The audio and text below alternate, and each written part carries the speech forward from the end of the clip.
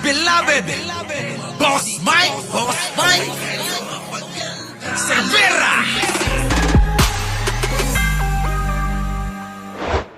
Kamusta na mga DDS? Pag sinabi kong DDS, kamusta na yung mga bobo? Galit na galit yung mga DDS sa FB ko. Lalo na't kinantahan ko sila ng doon sa aming barangay may salitang naimbento. DDS, ibig sabihin ay bobo. Nag-iiyakan eh. Tawag-tawa ako mga kababayan eh. Anyways, mga kababayan, ito na nga nangyari, no? Grabe, no? Kayo, nasaksihan nyo, ano? Mula nang umalis si Kuyang Ramil, nawalan kayo ng gana, no? Parehas ba tayo? Parehas ba tayong nawalan ng gana nung wala na si Kuyang Ramil? Kasi nung umalis na, wala na eh. Parang pumalit na si Marcoleta Jr. eh, no? Nagbida-bida na si Marcoleta Jr. Ayun, barado. Nilecturean tuloy na ni Luistro. Nagpiling-piling magaling ano. Ang boring na nung wala na si si Nanso Serra. Oo, ayun, inantok na ako. Sabi ko sa inyo eh. Wala nang kwenta eh nung yun na yung Maring Joji Alicia Duran yun Maring Linda. Nung yun na yung nakikita ko lang yung buhok ni Marcoleta Jr. mga kababayan, nasusuka na ako eh. Feeling ko mga kababayan may sumabunot doon mga kababayan. Ewan ko na lang kung anong mangyayari. Wala na, parang naging naging kwadra ng kalabaw. Kaya sabi ko, wala nang kwenta. Hindi na masaya, wala na si Kuyang Ramil. Anyways, mga kababayan, eto na nga, nako, yung 125 million na ibinibintang kay Sara Duterte na siya namang tinatanggi at paulit-ulit na tinatanggi ni Sara Duterte. Abay, ibang klase, nabunyag, ni Kuyang Ramil Madriaga. Biruin ninyo, hindi natin alam. Wala pang 24 oras, ubus niya na. Nakuha nyo mga kababayan? Wala pang 24 oras, ubus na ni Sara. Dahil pala, kay Kuyang Ramil, inutos kung saan dadali ng pera. Antindi, no, mga kababayan, kakaibang mga pasabog. Yan ang pasabog. Hindi yung 18 na nga kayo, may libre pa kayong gutesa, wala pa rin nangyari, di ba? Yung mga didis, tuwan-tuwa sila dun sa mga kababayan, may tumatawag, wait lang ha. Hello?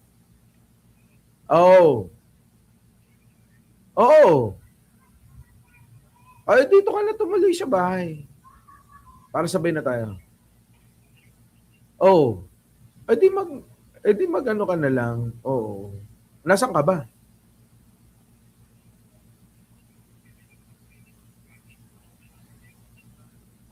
Kausapin mo ate mo. Huwag ako, ha? Sige na. Nasa live ako. Nasa live ako. Sige na. So, yun na nga mga kababayan. Ito pa mga kababayan, hindi lang ho yung 125 million na pera. Ano po? Pera. Na confidential fund ni Sara ang nabunyag. Abay, ginawa ring bagman. Ginawa rin pala na bagman nung matandang Duterte. Ito pong si Kuyang Ramil Madriaga.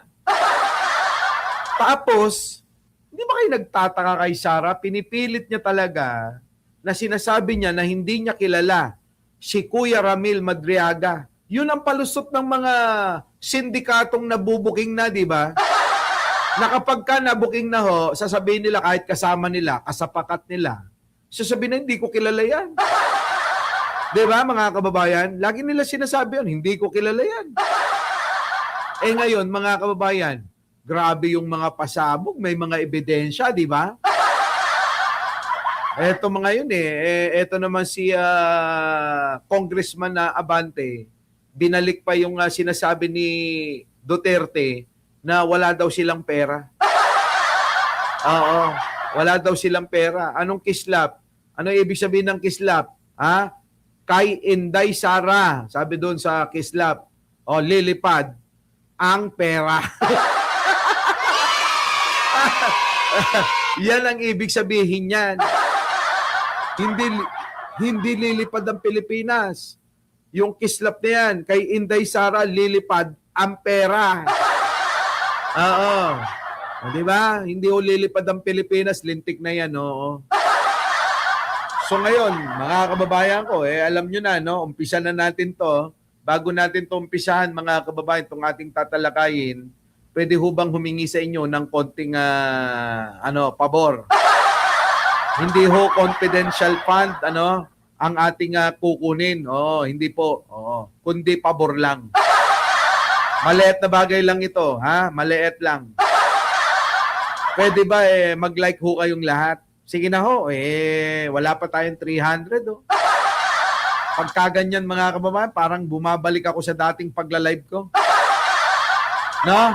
Eto na mga kababayan, yung mga DDS ayaw nang manood. Hoy, mga DDS, manood na kayo, dali na, bati-bati na tayo. Tanggapin nyo na ang katotohanan na ang mga Duterte, likas na sa kanila ang pagnanakaw. Tanggapin nyo na ang katotohanan na nabudol kayo ng mga Duterte. Diba? Tanggapin nyo na yan. Wala na tayong magagawa dyan. Ayan na si Kuyang Ramil. Ha? Tignan nyo naman, detalyadong-detalyado yung mga sinasabi niya with concrete evidence. Diba? Mayroon hong dala-dala na matibay, konkreto, alapader, alabakal na ebidensya. Paano nyo gigibain yon? Diba? Paano nyo gigibain yon?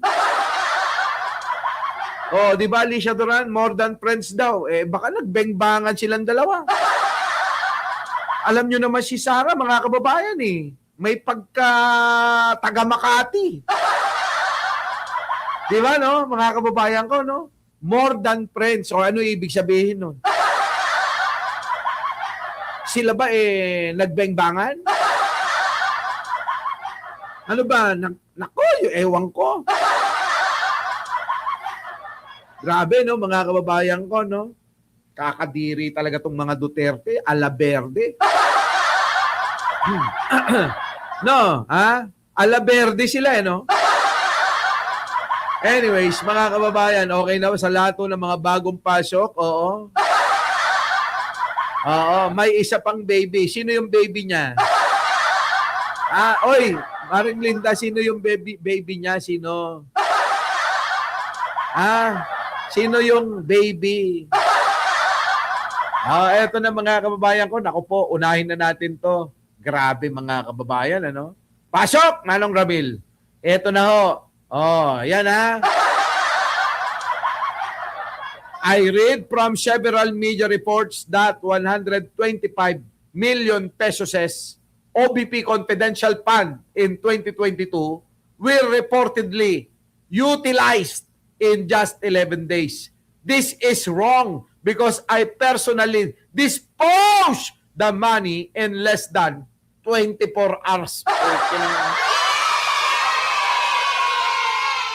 Manong Ramil, ibang klase ka. Ayan, mga kababayan ko. Paano na? Ibang klase, no? 125 million ginasto sa loob ng 24 oras ni Sara Duterte. Grabe, no, mga kababayan, ibang klase. Sino na yun yung sinasabi mo? Alicia Duran na nakabengbangan ni Sara. Maring Linda, sino yun? Sino yun? Yung nakabengbangan daw ni Sara. Grabe, no? Ibang klase. Ay, Chang, late na kayo. Anyways, shout out po sa inyong lahat. Medyo malabo ang mata ko dahil kagigising ko lang. Alicia Duran, Benji Uy, si Pachuchay, si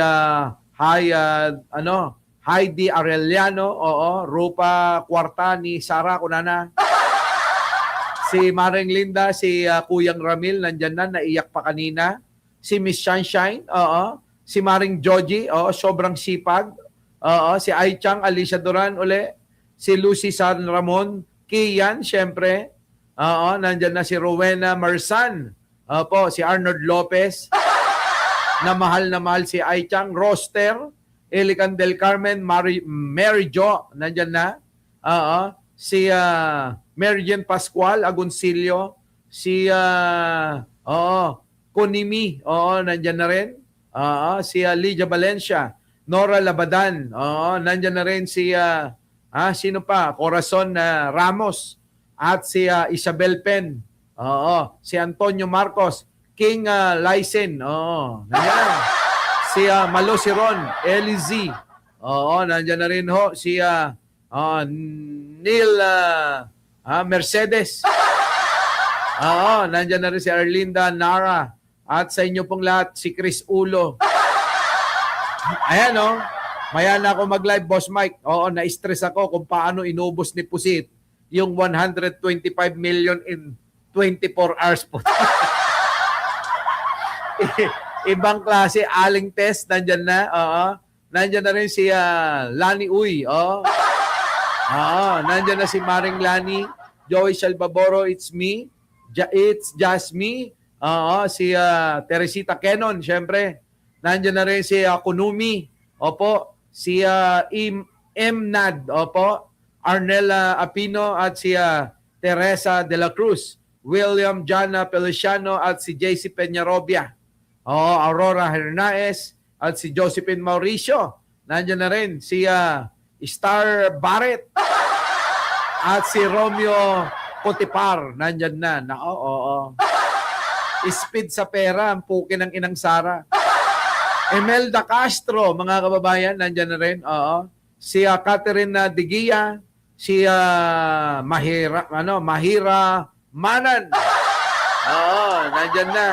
Si Al San Luis de Leon. Si Cynthia Capitil, nandyan na rin. Si Marlon Baptista. At siyempre, nandyan na rin si Elan Niebo. Nandyan na. Sa inyo pong lahat, mga kababayan ko, ulitin ko lang, ay Malayko, Regina Gimpayan, si Ek Calpo, at si, sino to? Si Kinia Moy. Malabo ang mata ni Lolo Mike ngayon, mga kababayan ko, sige na, in 18 hours to correct. Yan na nga. Dinagdagan pa natin, para hindi naman na masyadong talagang halatang matakaw sa pera si Sara Duterte. Arostar. Kita nyo, Leonora. Nandiyan na si Leonora, Leonora Catalan, Nasaan na si Leonora Brown? Si Alvin, si Mami, nandiyan na rin. Si Miss Suzuki, si Demoy, si James. Dadalhin ako sa ospital, boss, ngayon. Hindi ko kinaya mga narinig ko. Paalam po muna. Ayok ka. Talagang aatakihin ka. So, eto na mga kababayan ko. Bilis-bilisan natin ito, Ibang klase ho talaga, mga kababayan, si Sara Duterte. Matindi ho. Biruin nyo ho. Wala pa hong 24 oras. Abay, naubos na ho yung 125 million. Tapos mga kababayan, niloloko pa tayo sa SALN niya. Ang sinasabi ho, sa SALN niya, mga kababayan, ay 80 million. Yung pong 80 million mahigit na yon, abay na ilang beses pong 1,000% na nadoble yun mula nung pumasok siya sa politika na wala naman siyang trabaho. Mga kababayan ko, sipin yung maigi. Tapos sasabihin nyo, mabuting tao si Sara Duterte. Kinang-inang yan. Di ba? Kaya pala maka-China. Di ba? Joyce. Joyce pala yung pangalan daw. Joyce yung new baby ni Sara. Matindi, no? Mga kababayan, mahilig din sa kipay, ano? Anyways, mga kababayan, yan na nga po, ha? O, galing ho kay Kuyang Ramil Madriaga na talagang pinatotohanan niya na wala pa hong talagang 24 oras, ubos agad yung 125 confidential funds. Antindi, mali pa tayo. Ang hinalangan natin in 11 days. In 11 days, naubos kasi yon yung ni-report ng kampo ng OBP. Kampo ni Sara, ni-report yun Ay sabi, in 11 days wala na, natira doon sa 125 million. Sana mapunta na lang sa akin. Oo, napakaraming retok. Oo, ano? Ano yun? Sabi, mga kababayan ni Chris Ulo, eto. Sana, punta na lang sa akin para makapagparitoke ako ng ilong tulad ni Mima. Ayop ka. So, kita nyo mga kababayan, sa tindi ho ng kanilang mga kababayan, pag nanakaw sa kaban ng bayan, abay akala nila yung pong 11 days ay lulusot na sa COA.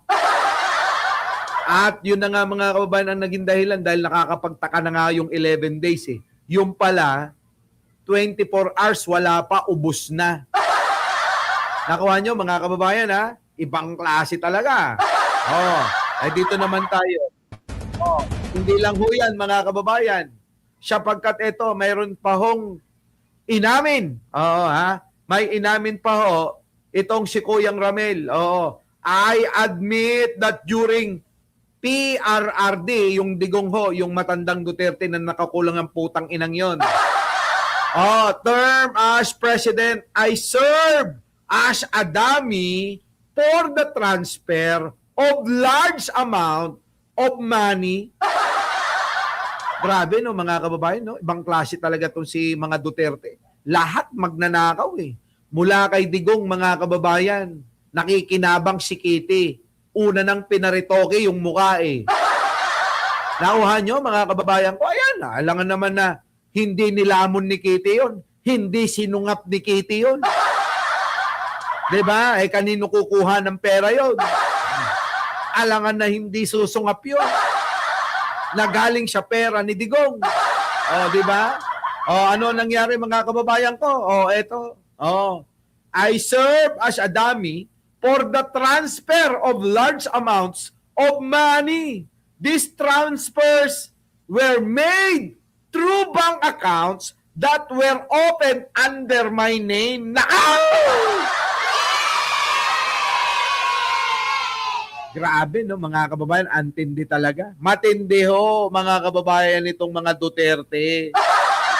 Ibang klase yung kanilang kahumaling sa pera. Itong mga Duterte, ganyan kahumaling sa pera. Nagiging demonyo sila.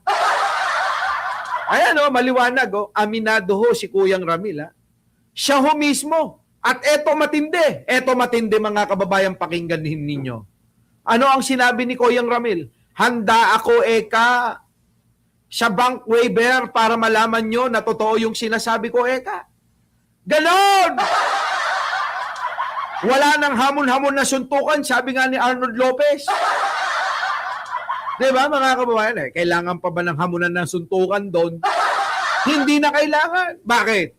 Sabi ni Kuyang Ramil handa akong pumirma ng waiver para ho mapatunayan ninyo na totoo yung aking mga sinasabi.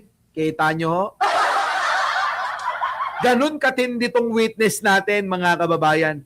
Ganitong witness ang kailangan. Yung mga ganyan, yung hindi lang puro buka ng bibig. Kita nyo, mga kababayan, Tindi. Ngayon mga kababayan, Ngayon mga kababayan, mapapatunayan na natin na yung mga mali-maleta kay Digong talaga nag-umpisa ang putang ina.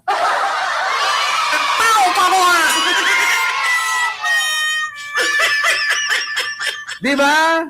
Oo. Ang mga mali-maleta na binibintang kay Pangulong Bongbong Marcos, Aba mga kababayan, kay Digong talaga nag-umpisa. Grabe, no? Maring Joji, Alicia Duran, Flor Castilla, M. Suzuki, Marijoy Pasis, Grabe, tindi. Ganon, mga kababayan, ang ginawa ni Digong. Sasabihin nyo mga kababayan, mga kababayan, tignan nyo ho ito. Bago natin na ipakita yung mga ebidensyang iba, basahin ho uli natin. I admit that during, lumalabo yung mata ko pagka wala ako sa lamin. Itatago ko lang yung gandang lalaki ko mga kababayan saglit. Ayan, nakatago na ho yung gandang lalaki natin. Basahin lang ho natin bago natin pakawalan ito. I admit that during PRRD's term as president, I served as a dummy for the transfer of large amounts of money. Yan ho ang sinabi. These transfers were made through bank accounts that were opened under my name. Tang-ina talaga to si Digong, Kaya ho mga kababayan, naniniwala ko, maraming naging dami si Duterte nyo. Oo, maraming mga naging dami si Duterte ninyo. Kayong mga DDS, pagkaisipin nyo yan. Ngayon, eto, ginawang dami. Akala nyo hindi makakalikom ng ebidensya yan? Tignan nyo ho. Tignan nyo mga kababayan. Nakaw! Ayan, lakihan ko. Manager's check, mga kababayan. Di ba? Kanino nakalagay? Kung kanino ang payee? Ramil Madriaga. Kailan yan? April 2023, mga kababayan. Magkanong halaga? 84,200,000. Grabe, no? Ang tindi, mga kababayan ko. Hindi lang ho yan. Marami yan. Ilan lang ho yan siya mga naitago ni Manong Ramil natin. Ano sabi rito? 4.8 million. Kita nyo mga kababayan ko? 4,800,000 kung babasahin. Para mabilis, 4.8 million. Kanino? Sino ang payee? Managers Oholi yan. Ramil Madriaga. Anong bangko ito? Tingnan ho natin anong bangko. Anong bangko? Land Bank? Ang mga putang ina talagang mga Duterte, talagang mga magnanakaw ho Di ba? Mga magnanakaw talaga. Ano ang sabi ni Kuyang Ramil? Pakinggan ho natin. Pasok! Hindi pa yan. Hindi, wala pa tayo dyan. Dito tayo. Ano yung nyo? Ito ba yan? Eto mga kababayan, ano sabi? Madriaga pumirma ng bank secrecy waiver para patunayan ang mga bank transfer sa kanyang affidavit. Kita nyo ho mga kababayan ko? Ito ho ang ganitong witness ang hinahanap ho natin. Hindi ho yung paramihan. Hindi ho katulad ng witness ni Baliktad. Hindi ho katulad ng witness ni Depensor. Putik na yan, hindi mo alam kung ano yung sinasabi, bali-baliktad no? Ngayon, nando doon, imbitado si Spade. Putik na yan, paano ngayon yan?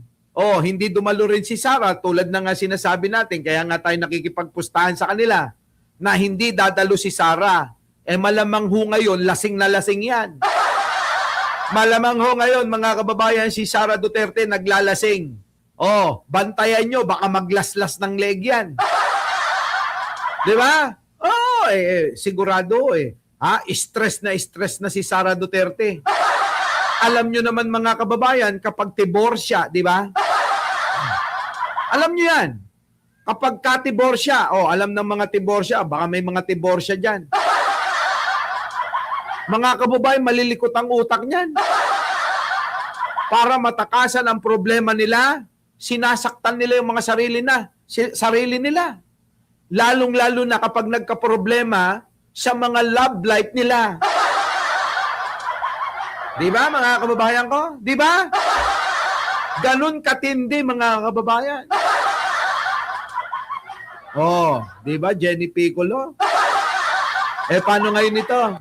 Etong ating witness, si Kuyang Ramil, mga kababayan, ay pumirma na ng bank secrecy waiver para po patunayan ang mga bank transfer sa kanyang affidavit. Ayan na ho, mga kababayan. Nako! Diba? Hindi lang ho malikot ang mga daliri niyo, pati dila. Minsan kapag kadumila yung mga yan, daig pa mga lalaki. Boss Mike, wala. Hindi tayo linggo ngayon. Diba? Maria Inoue, Ani Domingo. Kita nyo, mga member natin, parami na tayo ng parami. Diba, Ay Chang, yung mga yan, hindi lang daliri ang malilikaw. Pati ho mga dila niyan. Daig pa mga lalaki kung kumiwal. Paano ngayon ito, mga kababayan ko? Lalong siguro ngayon nagngingit-ngit ngayon sa galit si Sara Duterte. Baka ho makulong Baka ho makulong ito, mga kababayan ko. Nakaw!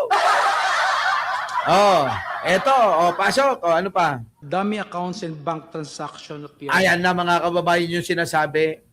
Ito yung sinasabi ni Kuyang Ramil na yung mga bank accounts at mga transfer. Pakinggan ho natin. Pasok! Dummy accounts and bank transaction of PRD.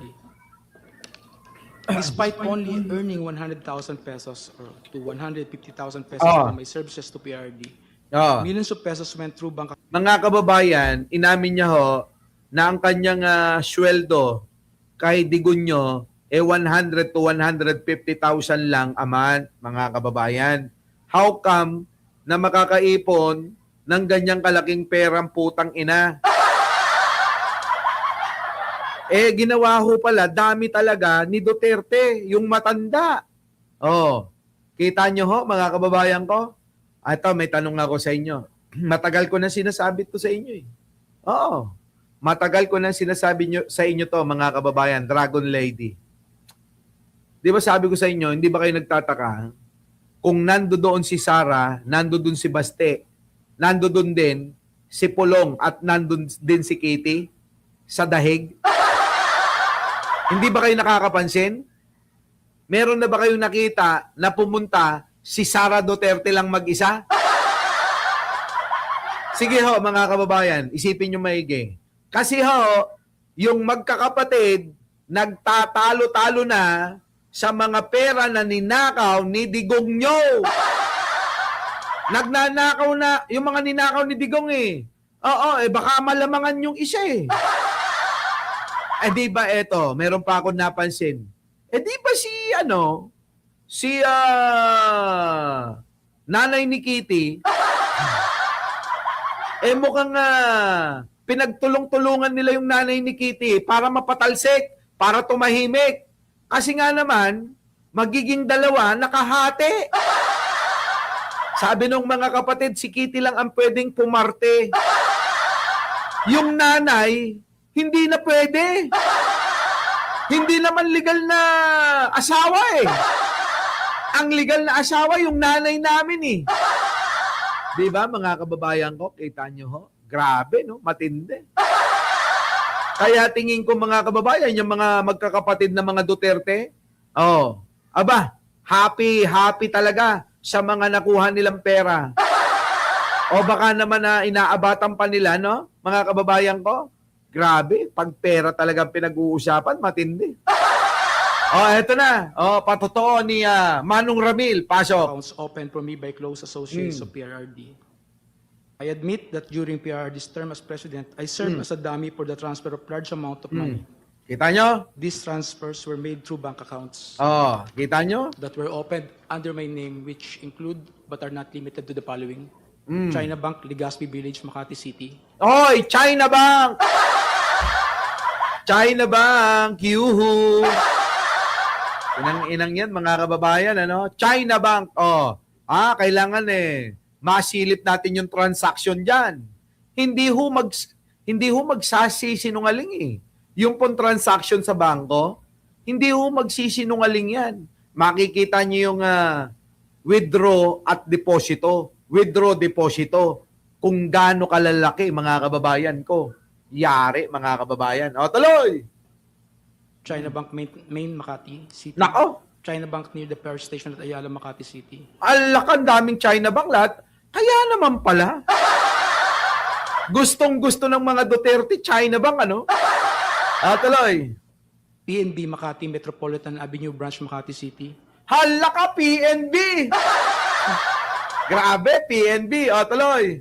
An unknown bank in Pasig City. Ano yon? Anong bangko? An unknown bank in Pasig, Hindi ho na anong bangko. Oh. No, sino yan? Pasig City.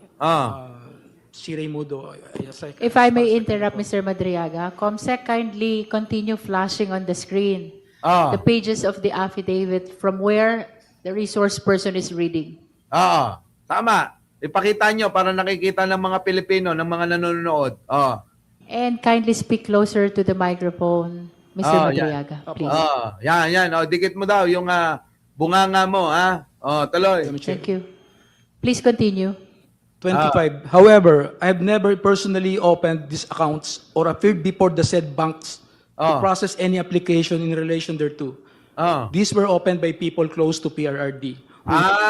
Kita nyo mga kababayan ko, hindi siya mismo ang nag-open. Ginamit yung kanyang mga dokumento. Ibig sabihin, palakasan sa bangko to. Oo, mga kababayan, palakasan sa bangko to.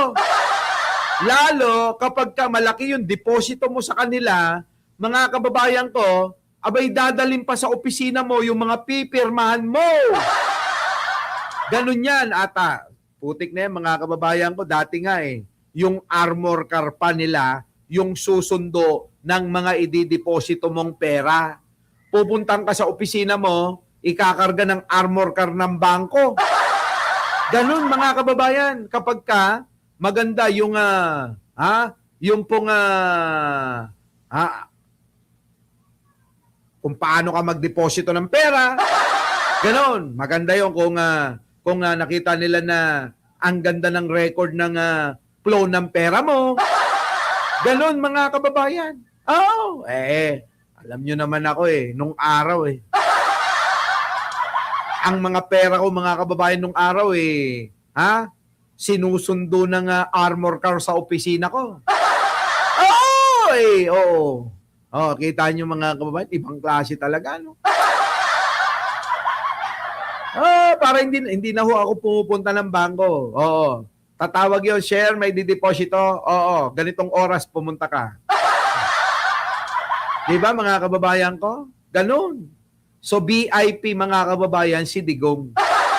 VIP ho itong mga tauhan ni Digong. Kaya ho nagawa nila na buksan ng bangko si Ramil Madriaga kahit po mga kababayan hindi ho siya nagpapakita. Kahit po mga kababayan ID lang at mga pirma-pirma na lang. Bang klase, no, mga kababayan, si Digong, matalino. Informed me that money will be transferred to these accounts for intelligence operation and for laundering. I was later instructed to sign entire checkbook where the amounts and pays are left blank. Grabe. I agreed to this because at the time I had complete trust in PRD and his close associates. Kita nyo, sa pagtitiwala niya daw ho, mga kababayan, kay Digong, tiwala ho kita nyo? Okay na lang daw na ginagawa yon. Pero, hindi niya rin naisip na naglalaba pala ng pera si Rodrigo Duterte.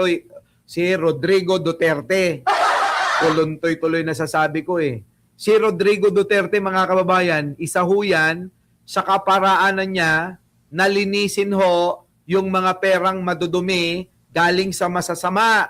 Tulad ho ng droga, tulad ho ng illegal na sugal, at tulad ho ng mga kickback niya sa mga maanumalyang mga proyekto. Ganon! Malamang ho mga kababayan Baka nga yan si Bongo Dami rin ni Digong Malayo ba yun? Tignan nyo Isipin nyo maigi ito sasabihin ko. Si Ramil Madriaga ho, abay ginawan dami. Na, pinagtiwalaan ni Digong. Ang tanong ko sa inyo, si Bongo na laging nakadikit sa likod nito, hindi pagtitiwalaan ni Digong? Kahit na ho, senador na si Bongo eh. Ha? Para pa ring, para pa ring kambal toko na nakadikit eh. Di ba mga kababayan ko? Kaya alam nyo ako, personal ko ito, opinion ko lang. Bongo, ikaw, Bongo, nakamukha mo si Jack Manghayop ka. Siguro dati, ginawa ka ring dami ni Digong, di ba? Ako, si Ramil Madriaga, ginamit eh. Alam ka naman hindi, si Bongo. Our beloved Boss Mike Cervera.